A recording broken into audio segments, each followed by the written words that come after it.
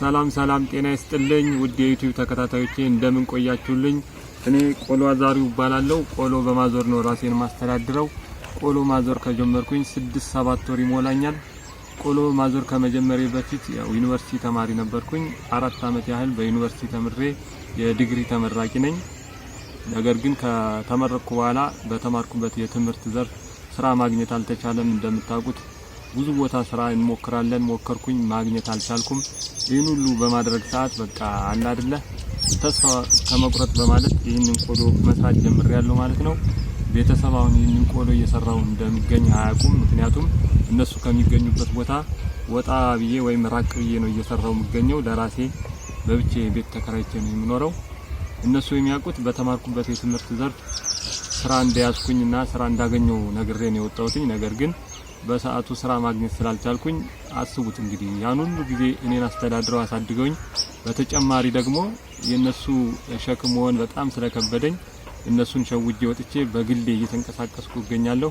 አሁንም እንደምታዩኝ እንደዚህ ተሸፍኜ የምሰራበት ዋነኛ ምክንያት ይህን ቪዲዮን አይተው ልጄ እንደዚህ አይነት ስራ ነው የሚሰራው፣ ልጄ ተቸግሯል ብለው እንዳያሳንፉኝ በማለት ነው። ያው ምክንያቱም ይህን ቪዲዮ ድንገት ቢያዩት በቃ እኔን ሊጨቀጭቁኝ ይችላሉ እና ከአላማዬ ወደ ኋላ ድጋሜ ወደ ሌላ ተስፋ መቁረጥ ሊከቱኝ ስለሚችሉ ቤተሰብም ያው ደስ እንዲለው ብዬ ነው። ምክንያቱም እኔ ስመረቅ ብዙ መስዋዕት አድርገው ብዙ ነገር አድርገው ስለጨረሱ እኔ ደግሞ ድጋሜ ሸክሙኛ አስቡት እንግዲህ ስራ ስፈልግ የኮፒ፣ የትራንስፖርት፣ የልብስ፣ የጫማ እያልኩኝ ብዙ ወጪ አስወጥቻቸዋለሁ። ስራ እስካገኝ እያልኩኝ እኔ ማገኝ መስሎኝ ብዙ ወጪ ስላስወጣቸው ድጋሜ ከዚህ በላይ ሸክም መሆን ስላልፈለኩኝ ተደብቄ እየሰራው ነው።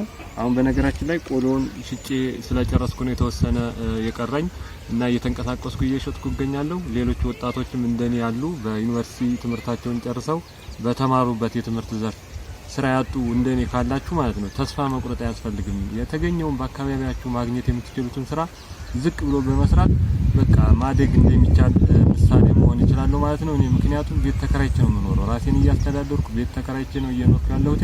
ምንም አይነት እንትን አያስፈልግም። ስንፍና ነው በቃ ተስፋ በዚህ ብቻ ነው መስራት ያለብኝ በተማርኩበት ብቻ ምናምን ብለን እንትን የምንል ከሆነ ሌላ ችግር ውስጥ ነው የምንገባው። እድሜያችን ይሄዳል፣ ተስፋ መቁረጥ ይመጣል። በቃ አለ አይደለ እንደዚህ አይነት ነገሮች ከሚፈጠሩ የተገኘውን ስራ እየሰራን ጎን ለጎን ደግሞ በተማርኩበት የስራ ዘርፍ ደግሞ መፈለግ ይኖርብናል ብዬ ያው እንደኔ ወጣቱ ናቸው ይሄ እድል በተማራችሁበት ስራ ያላገኛችሁ ወጣቶችን መልእክት ማስተላለፍ ፈልጋለሁ። እና በተጨማሪ ደግሞ ከዚህ ቆሎ በተጨማሪ ማታ ላይ ምሽት ላይ ማለት ነው በተለያዩ መዝናኛ ቦታዎች እየሄድኩኝ እንቁላል እየቀቀልኩ እየሸጥኩ እገኛለሁ።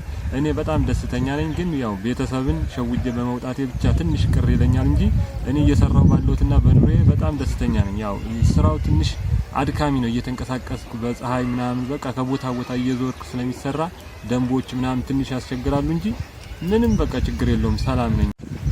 ቪዲዮውን ይዤላችሁ የመጣሁት ከተመቻችሁ ወይም ደግሞ ሐሳቤ ከተመቻችሁና ለሌሎች ወጣቶች እንደኔ ዩኒቨርሲቲ ጨርሰው ስራ ፈተው ለሚገኙ ማንኛውንም ስራ እንዲሰሩ እንዲዳረስ የምትፈልጉ ከሆነ ላይክ፣ ኮሜንት ማድረጋችሁን አትርሱ። አበረታቱኝ እላለሁ። ሰላም ሁኑልኝ። በሌላ ቪዲዮ እንገናኛለን። ይመቻችሁ።